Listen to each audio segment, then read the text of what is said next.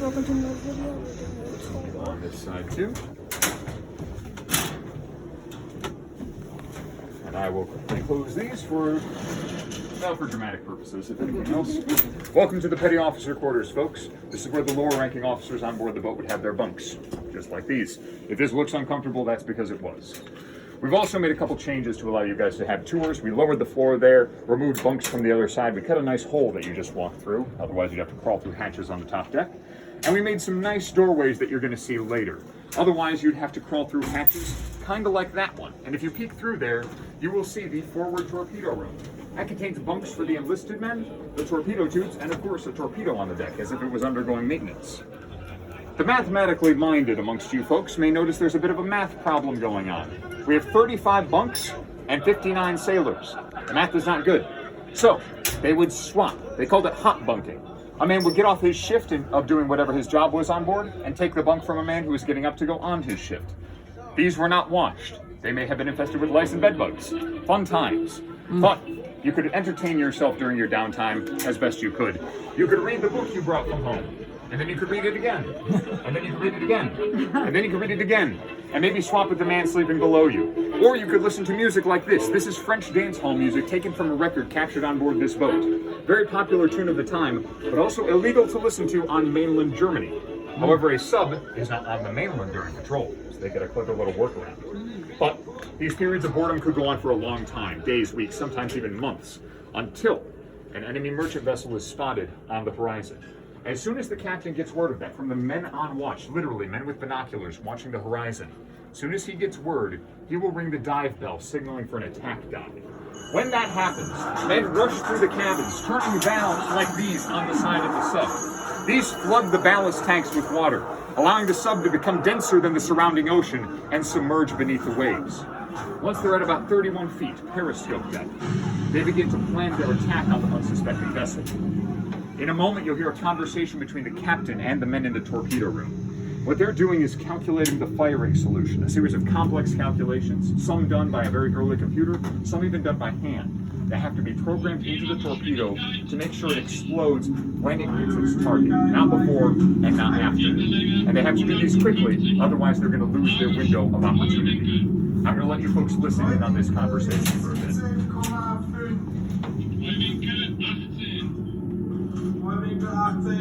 And if you'd like, raise your hand for me when you hear what you think is the command to fire the torpedo.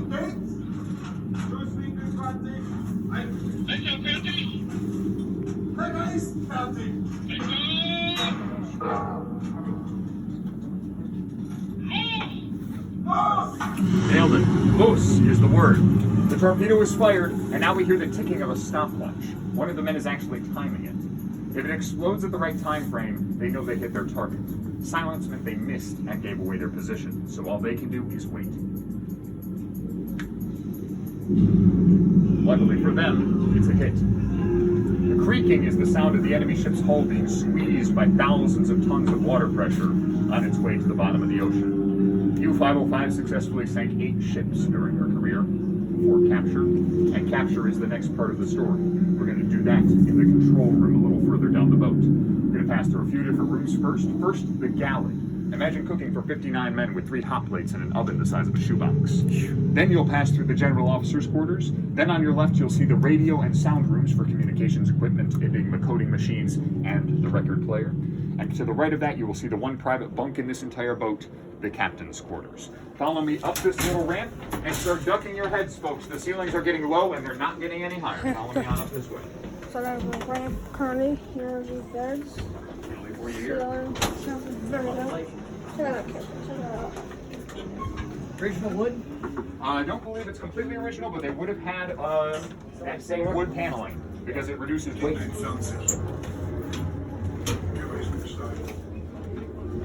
I'll be fancy for a sub. There's always a lot of people's first thought. Doesn't do much for the comfort level, unfortunately. Got a few cranks and knobs in here. Just a couple. Not much to control on this boat. And fill all the way in, folks. We're going to need to get everybody a nice, good view of this room, which, as you may have guessed, is indeed the control room. We got a couple stations that I'd like to note here. First off, that conning tower that I mentioned is above us. That's where you'd access the periscopes communications gear with the rest of the sub. The captain would frequently be stationed there. Here we have the plainsman stations. These are the the dive planes, the up-down motion of the sub. And right back there, that box with BBC written on it, that controls the rudder, the left-right motion of the sub. Can you fill on in a little bit more, folks, so we can get everybody behind you into this boat? Would you like to come on in, sir? No, you're good. Oh, let's get the last person in then. Yeah, she's got it. All right, folks. We made it to June 4th, 1944. The first warning that U-505 has that they're in any danger is that Allied warcraft have been detected in the area. Captain Longo orders his men to execute an emergency crash dive. Last check-in, are we okay with flashing lights, loud booms, and darkness? Speak now or forever hold your peace. We're okay? All right. Now, a crash dive is an emergency scenario. In addition to turning those valves and flooding ballast tanks, all men not on duty are rushed to the front of the sub at top speed. They pile on top of each other in that forward torpedo room, weighing down the nose of the sub and submerging it even faster. A well-executed crash dive could have all 1,100 tons of this submarine underwater in 37 seconds. Once they've reached a safe cruising depth, far below their periscope depth, they go into what's called silent running. This is their stealth mode and their best line of defense. All men not on duty are sent to their bunks. They are to go to sleep to conserve oxygen and stay quiet. All electric lights are turned off or dimmed to preserve power to the batteries. And silence is mandatory throughout the entire sub. Anything louder than a whisper, a cough, a dropped tool, all of that could be picked up by the Allied sonar, which we can hear pinging off the hull around us.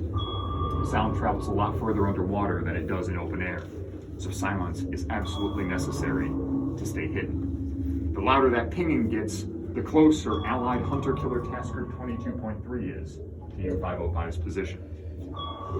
I'm going to let you folks sit in this darkness and silence for a little bit.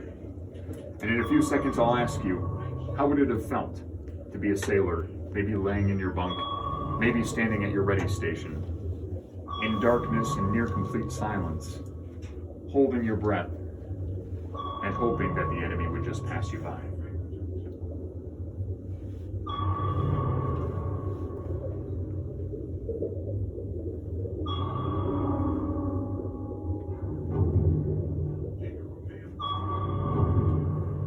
How would that feel? Scary. Stressful. Yeah, Yes, to say the least. definitely stressful. It's the scariest time of a submariner's life because there is so little that you can do. That creaking is a good sound. That means we're trying to dive deeper to avoid detection, being squeezed by greater water pressure. What we don't want to hear are splashes in the water above us. That means the enemy dropped depth charges, bombs designed to kill submarines. If we hear that, we just gotta hope that they miscalculated and missed. One splash, two splashes. Sound and lights coming up. Brace yourselves. Despite U-505's best efforts, she was now under heavy depth charge attack by the Allied task group. One of the explosions jammed U-505's rudder, sending her spiraling deeper into the ocean. If she had passed her crush depth of 750 feet, the water pressure outside would be too great for the hull to hold, and the entire boat would be crushed like a tin can. Captain Longo ordered his men to surface the sub to save themselves. Once they broke the water, though, they were hit with 6 continuous minutes of gunfire from the Allied task group. Captain Daniel Gallery, the commander of the task group, had ordered his boats not to use heavy guns on the sub, hoping to keep her intact for capture. But 6 minutes is a long time for anything to happen. I don't care what caliber of round you're getting shot with. Planes circling above would make strafing runs on U-505, targeting the conning tower above us, where Longa and several other officers would have been stationed. It was during this gunfire that the Germans took the only casualty of the entire operation, the only fatality. Captain Longa and several others, however, were wounded. Longa gave the order to abandon ship before fading in and out of consciousness, and as they did so, one of the German sailors opened the sea strainer valve in the control room. This let seawater pour directly onto the sub in an attempt to sink her and keep her out of Allied hands. But as soon as the last Germans abandoned ship, the Allied boarding party arrived, sending men down this hatch to collect all the intelligence documents they could get their hands on, to get them off the sub in case she completely sank. One of those sailors, named Zenon B. Lacosius, was lucky enough to notice the open sea strainer valve, the water pouring from it, and the lid that had been mysteriously left nearby. By resealing that lid, he prevented the majority of flooding inside this sub and kept her above the waves.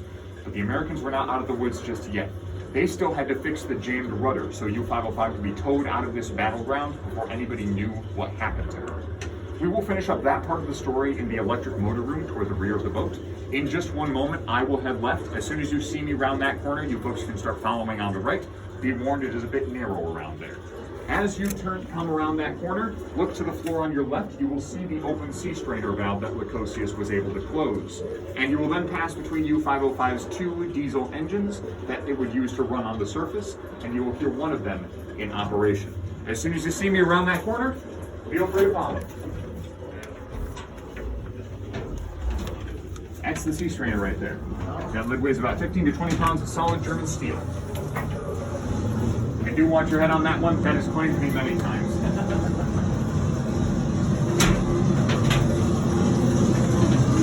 How narrow it's the German sub. It's so narrow. Huh?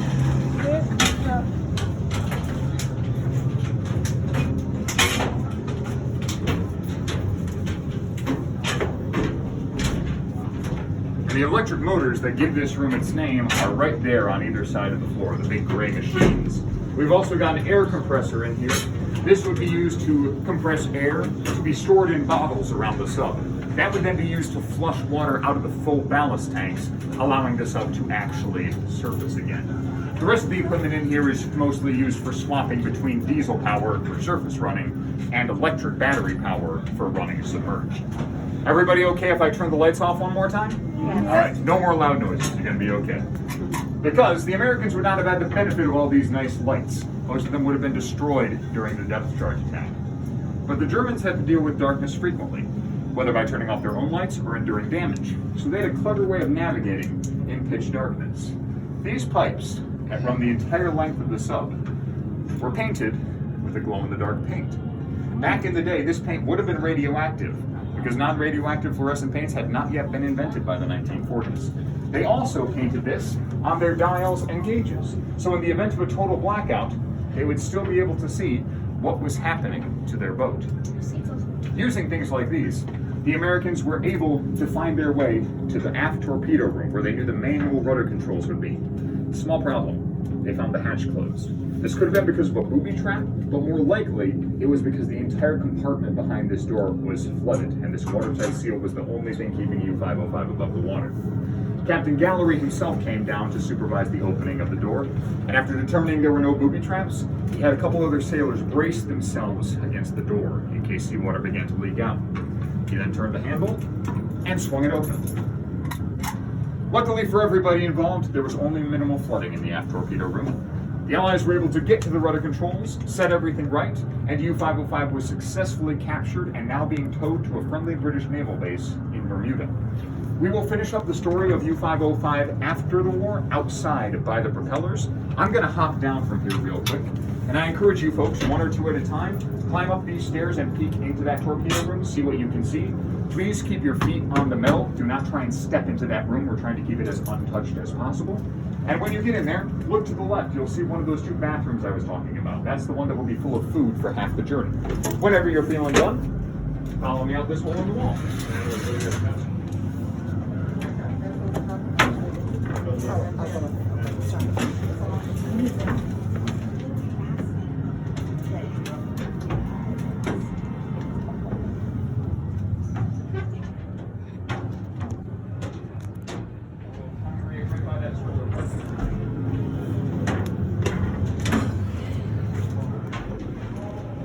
That was nice. Just a tour for a submarine. A very nice submarine. Lovely little tour. Did you see the inside? What was it like? Tell the viewers. It's awesome. Yeah, I bet it was awesome. That was 14 minutes, but not long. Yeah, so this is the entire submarine. Huge. This is the German sub, and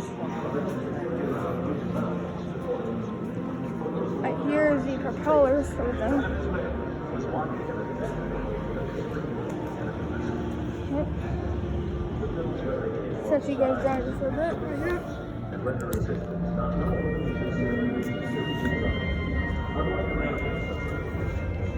Yeah, this entire thing is hurry.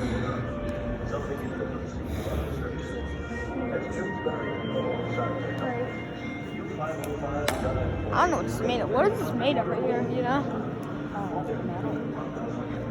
Yeah. This is metal. It doesn't feel like metal. If you were to feel it, come here. This is in Chicago. If you were to feel it, then it wouldn't feel like metal. Because to me, it feels like extremely hard concrete. That's what it feels like to me. What did you think? Tell the viewers. Tell the viewers what you thought. Awesome. Definitely awesome. We've now reached the relatively peaceful conclusion of U-505's story.